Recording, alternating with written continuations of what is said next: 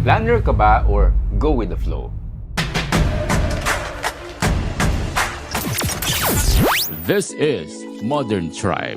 Modern families, timeless principles. Maraming conflict na nangyari sa atin. And of course, if may jowa ka, if you're married, this is a topic that you can resonate with. Let's discuss how can this work for you. Yeah, most couples, they just go on with their relationship journey without, discovering na meron pala silang a difference when it comes to this. Right? Yeah. And sometimes nagiging cause siya ng misunderstandings. Ganon. So, For sure. I hope you take this topic into consideration Yeah. and talk about it Take as this a couple. topic seriously, Yeah. especially sa atin. Kasi yung sa atin naman, you are a planner. You like to have a structure with your day na frustrate ka if hindi na-follow yung plan. There were years na meron akong 3 planners. Naku, grabe. Na-experience ko yung frustration mo Yeah. when the plan was not followed. And mainly because of me. Kasi Grabe, hindi naman. am a flexible man. Yeah, you are. Spontaneous. I like the smoothness of the day. And of course, there are pros and cons to it. And definitely, yung nangyari sa atin after close to 2 years na tayo, si married couple, we learn how to compromise and we learn how to grow in that area. So, you think, no, based on our differences, what do you think are the challenges when one person is like you, a planner, and the other person is a flexible or spontaneous one? Well, to be, in fairness naman, sa akin personally, nag-grow din naman ako sa ganong area. I know Yeah. you can attest to that. Mhm. Before talaga, way back in college, or siguro after a few years after graduation, when I was in my early years, na nag-work, ganun talaga yung personality ko, na kapag may last-minute cancellation of plans, parang I used to get frustrated right away. Yep. Kasi at the back of my mind, or in my mind, not at the back of my mind, nakaplan na talaga yung whole day ko, tapos bigla akong magka-cancel. Parang it's such a disrespect to my time. Napaka-entitled ko naman. Usually, pag friend ko na hindi ko ka-close, syempre mapafrustrate ako, but I didn't take it on them. Diba? But pag close yung tao, mas ma-feel ng tao yung frustration ko, usually. Right. Ganon. And, syempre ikaw, napaka-extreme natin, opposite tayo. Diba? Ikaw naman, you were very spontaneous. Diba? You faced the day na, come what may, whatever Come what it may. is, Kasara, I can sara. conquer it. Parang ganon. Iba yung seize the day, iba yung come what may eh. Parang ganon. So, diba? Tapos nagtagpo tayo. Maraming times talaga na nagkaroon tayo ng misunderstandings, diba? Because I was too structured, and then hindi ka makarelate. Yeah. And I'd say, for couples out there, no, while you're still in a relationship, you have to start figuring out this one. Parang i-iron nyo na. Okay. You mentioned kanina about compromise. Sa lens ko naman, I don't really want to call it compromise. Kasi parang hindi sa tatalo pag ganun. Big win-win. Yeah, so you have to talk about it and set the things in a way na it will be win-win. Kahit na planner yung isa and sponte yung isa. So going back, bakit kailangan nilang magkaroon ng win-win situation? Meron kasing consequences, negative. Marami. For sure. If you don't iron this out. So yung mga challenges, for example, natin, para mas concrete yung pag-grasp ng ating audience sa challenges. Meron akong i-share na story.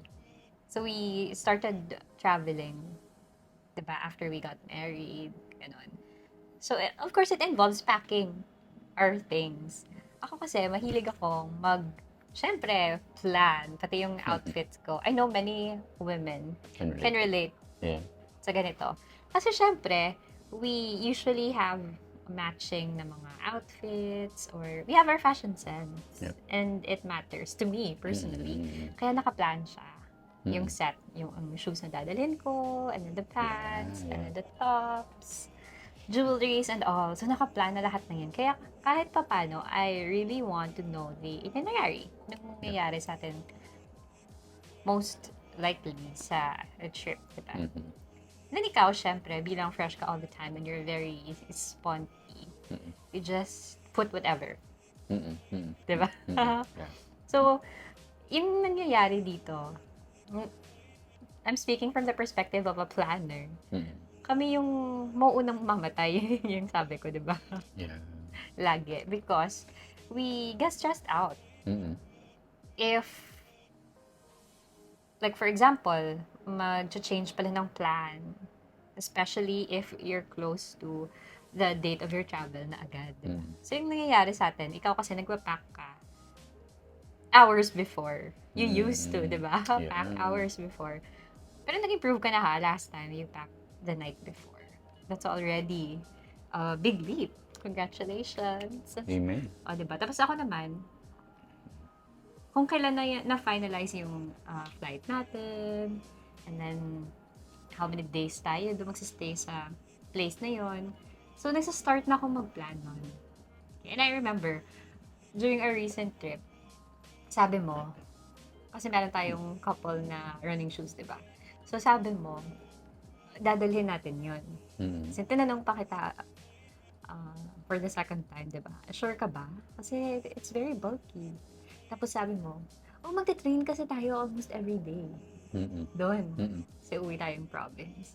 So, yun. So, na-plan ko na lahat. To be safe and to travel light, nag-plan ako na mag-leggings, ganon. Because of the running shoes. Kasi kapag you have the bulky na running shoes, you can't mix and match it with your other outfits. Diba? Ang pangit naman na naka-dress ka tapos naka-ganon ka. Diba? Yeah. So, I planned my week in a way na yung OOTDs ko, yung mga outfit ko, pwede din siyang pang-workout. Diba? Kasi para mabilisan. Yeah. Ganon. And then, I remember a day before, you realized na you didn't need to bring pala the running shoes. Naku, parang gusto kitang sampalin. Tapos, sasabihin mo sa akin na after I planned out everything, my whole OOTD, and then that time, I was done packing na. And ikaw, you were about to pack pala. So, parang, boom. Although, yung reaction ko naman was way too different from, diba? Correct, When we were yeah. younger, na iba talaga. In Parang, fairness. yung heat level, namumula na talaga ako before. Yeah. Pero ito, well, by the grace of God, we were able to handle it well. And then ikaw, as usual, you just went on with your new plan. Yeah. You didn't bring the shoes. And then, ito pa, may pa-bonus. Nung nandun na tayo sa province, ako hindi ako nakapag-gym. Although, it was a good thing na run and walk tayo. Ako, for 2 days. Well, ikaw, syempre, meron kang home workout kasi merong mga, sacks of rice na nandun sa place. Kaya naka-workout ka. So, in conclusion, Yeah. I felt a bit bad because I wanted to dress up. Pero I chose not to because the workout was more important for me. And then we ended up, mas marami pala yung gala Right. Yeah. kaysa sa workout. So, I could have done better. Yeah. Diba? But I wouldn't consider it over-planning naman. Diba? So, in your case, go ahead and defend yourself. Hindi. Well, I don't need to defend myself. Hindi naman. Well, in fairness to you have improved a lot. If I were to compare your response dun sa mga instant ko na mga changes sa plan natin, you're more composed. Wow. And Thank you. relaxed. Thank you, Lord. Way better than before. Interesting because when you look at these tendencies that we have, ako being spontaneous, ikaw being structured, and being a planner, this conflict arises, especially when you are in a relationship. Especially when you are living under the same roof. Yeah, when you're married. Correct. Kasi I remember when I was single, of course, no one will be mad at me if spontaneous ako. Yeah, I was gonna Right. say that. Correct. So, na-highlight lang siya when we are living together because of course nag-merge yung schedule natin. Nag-merge yung plan natin. You now have to consider somebody else. Correct. So, I will be selfish if I don't consider your pacing din. So, very important when it comes to this. Very important, of course, yung communication because you have to set the boundaries at saka yung expectations din. Yeah. Took me time really to adjust. Kasi imagine, years of pattern that I need to destroy because of, I have Restructure lang restructure. Yeah, restructure is a better word. Para lahat ay masaya. Yeah. Parang ganun. So, again, it's really a best platform to grow when you're married, I would say. I believe marriage is one of the best ways to learn because your partner is able to see your blind spots. Yeah. When I was single, of course, I didn't have the opportunity to work on my blind spots at saka weaknesses. But ngayon, nakikita mo siya araw-araw. Yung conflict because you are affected by it. But the best thing is we grow together. Yeah, it's very safe to say na marriage brings out a better version of Yep. yourself every time. Yeah, Especially when challenges arise and you are able to deal with it. correct. Yeah. So leverage niyo yung marriage at saka relationships. You can, use your partner for good, para you grow together. Now, of course, there are differences. And we have to meet halfway. Let's talk about middle ground. So, how can you see the middle ground if magkaiba yung temperament, yung tendencies, yung approaches natin? Wow, the middle ground. You mentioned kanina communication. Communication, right? It's very important. Kahit naman kung hindi about being a planner and being spontaneous, yung issue nyo, communication is very important. But in this context, it would help, number one, to identify if ganun nga ba yung issue. Oh, I see that you are very structured and talagang nawiwindang ka if we change something from what you already have in your mind. Yeah. Diba? Or, oh, I see that you're very sponty and nadidisturb yung routine ko because you just tell me that we're gonna do this and that like right now or whenever, diba? So if you have identified that, it's time for you to talk about who is who, diba? And what to do about it. Yeah. I suggest it's important to remember while you're communicating, you eliminate blaming. I used to do that because I was only considering my perspective. Diba? And I expect you to feel diba, how bad it is for your schedule to be ruined. Pero hindi ka makarelate kasi nga iba ka. So while you are communicating, you have to respect each other's strengths. Kasi para sa iba, like for example, for you, I can say na it can be your strength, being sponty. Kasi hindi ka nasa-stress, nonchalant ka, kumbaga. And you're very flexible. And I can see a part of it as a strength. Diba? While addressing each other's weaknesses. So, let's say, in a way, it can be a weakness because masyadong makalat, you're not able to, like, maximize, let's say, the time. Baka meron kang you say yes to two things and then nagka-conflict. Yan yung usual na na challenge ng sponty person. Yeah. Diba? Yeah. Or may mga time na mag-wait ka or you will be very impulsive naman if you're sponty, diba? So, you need to identify each other's weaknesses din. Okay, so you can complement. Yeah. Diba? And in my case, how is it going to be not just my strength but our strength? my being structured. Saan natin pwedeng gamitin yon, diba? And then, what is the weakness naman if I'm being too structured minsan? Yeah. Parang ganun. So, sit together and then discuss with respect, diba, your strengths and weaknesses, and how are you going to combine forces. Combine Parang forces. ganun, to balance things out, to make it win-win for you, diba? Yeah. Gusto mong mag-expound sa communication that you mentioned a while ago, or meron kang ibang tip Okay na ako dun. to find the middle ground? Talaga? Okay na dun. Since spontaneous naman ako, end na natin. Well, when it comes to middle ground, this is very interesting because, again, this is the best way to learn how to adjust, how to adapt, and to consider your partner. So when it comes to this, there are many things that happen in our marriage life na nag-adjust tayo. So for example, remember mo yung retreat natin. Yeah, recently we had a retreat. Yeah, we had our retreat with our church. We call it Refresh Church. So, of course, we went somewhere, isang refreshing na lugar. Yeah. Then, we went there for overnight with friends at saka family.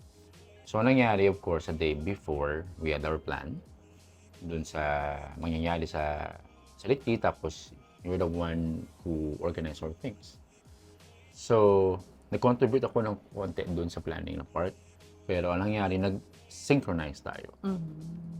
Yung planning mo, skills, at saka yung spontaneity ko, nag-combine.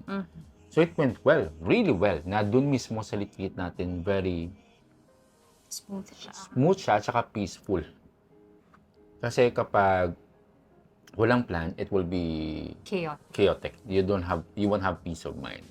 But at the same time, you have the element of enjoyment. And you can only have that if you're not too rigid. Yeah. Correct. So, yun yung nangyari sa atin. So, I think yung middle ground was we agreed that we grow. We agreed that we have to deal with weaknesses. Not with the person, but with our weakness. That's why very important when it comes to dealing with conflicts. You don't attack the person. Correct. You attack the action. The behavior. The behavior. Kasi our human nature is very defensive. The moment you point someone to who they are, you make the person synonymous to the action. Yeah, which is hindi naman. Yeah, that's where conflict arises.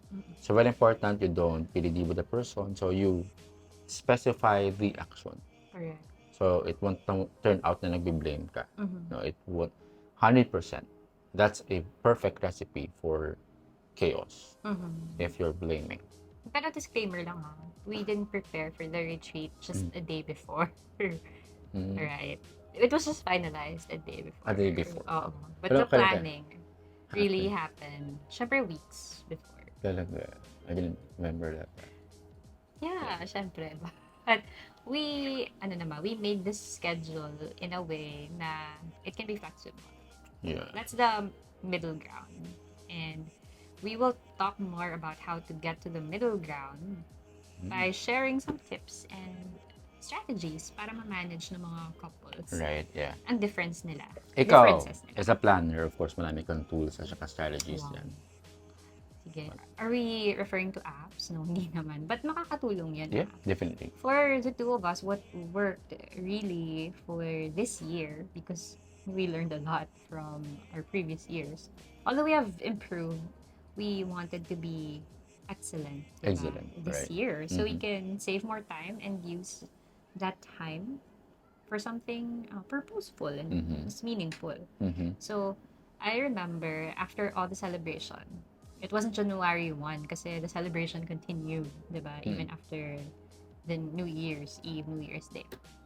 So siguro mga a week after that, we really took the time to sit down and nagkaroon tayo ng fellowship.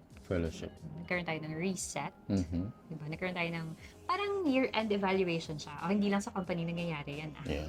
Even in your relationships, you can really sit down and talk about what worked the past year, what could work better this year, and Yeah. how are we going to do it. Mhm. Parang strategic planning siya. Yeah. Ganon. So, nagkaroon tayo ng mini retreat na dalawa lang tayo. Mhm. It's important to know your priorities. Yep. Diba? Kasi, in that way, we teach our partner to be selfless. To Yeah. consider us. Yeah. Diba? Pero hindi naman na sa kanya lang lahat. Mhm. If you're mutually selfless, that's win-win. Because Yep. you care about the other person's priorities and preferences and plans. Diba? So that's what we did. Mhm. And yung pinaka-favorite ko talaga sa planning natin is the calendar. Mhm. Meron tayong schedule the past year, pero parang hindi natin siya na maximize or na-realize. We decided, let's come up with a schedule that we can stick to, that's sustainable for us this year, Yeah. knowing what we know now. Parang Yeah. ganun. So this is how we plan our day. Mhm. Sa akin kasi, nag-work sa akin, di ba, yung structure that I came from a very structured background as a teacher. Meron talagang daily schedule. Mhm. So that works for me, while for him, yung mga big chunks of work, di ba? Kasi you've been doing freelance work since the past, how many years na? More than 4 years. Yeah. na. Yeah. So you're very flexible. So how did we take advantage of those strengths? We came up with a structure na daily siya. However, we placed a big chunk of time where it can be flexible. Mhm. So, lahat ng mga pwedeng gawin, kayang gawin, new adventures, things to explore, di ba?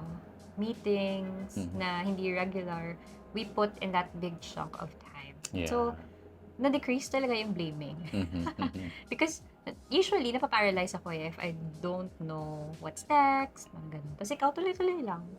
Parang ganun. So that way, having that schedule but a big chunk of time where we can do flexible things that really helped us Propel. the past days. Yep. Diba? Yep. And it made such a big difference Yeah. sa habit building natin. 100%. Yeah, so 100%. come up with a calendar, but don't be too rigid about it. Have some flexible time, Right. even if you have that structure. Yeah. That's win-win. Mhm. How about you? What's your favorite part? Favorite at saka effective among them all is really communication.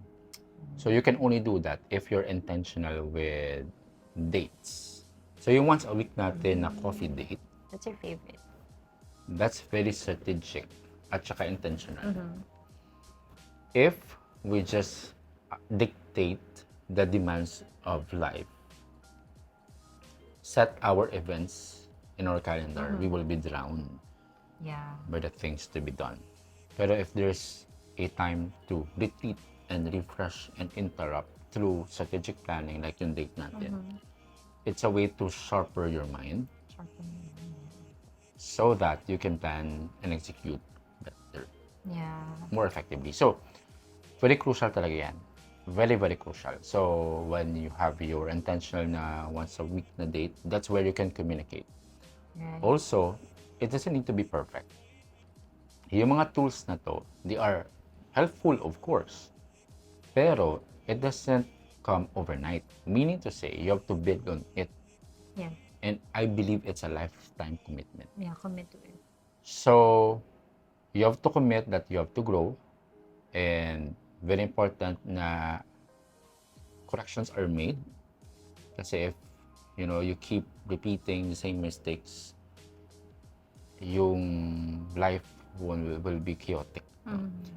So, of course, sometimes arrogant tayo. Ako, I have many, many instances. Took me many attempts to really change. Pero again, keep on trying. Very important that both agree to really grow as a couple. Right? It's one of the best gifts of marriage. You have someone who commits to grow with you despite all these challenges and indifferences. So you have the freedom, diba, to commit mistake, and learn from those.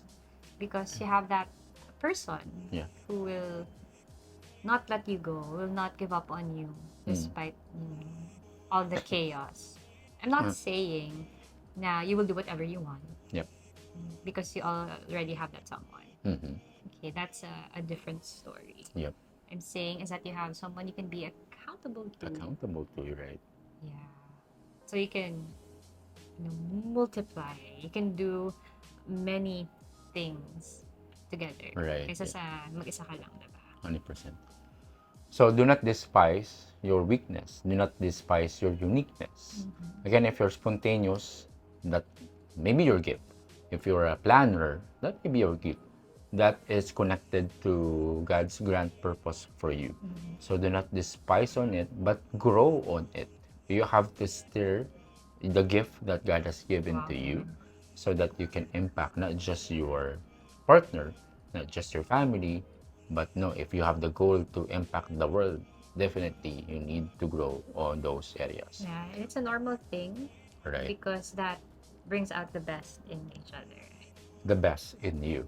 So, again, if you have questions or comments, feel free to connect with us.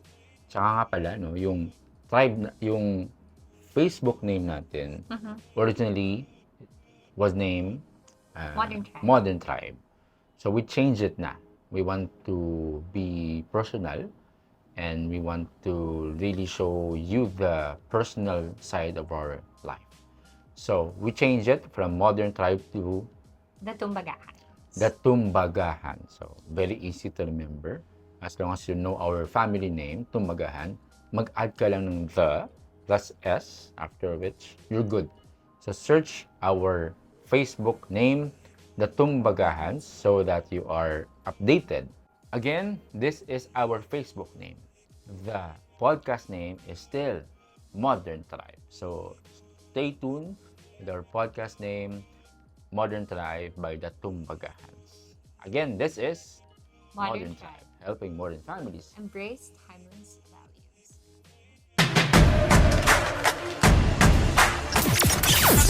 This is Modern Tribe. Modern families, timeless principles.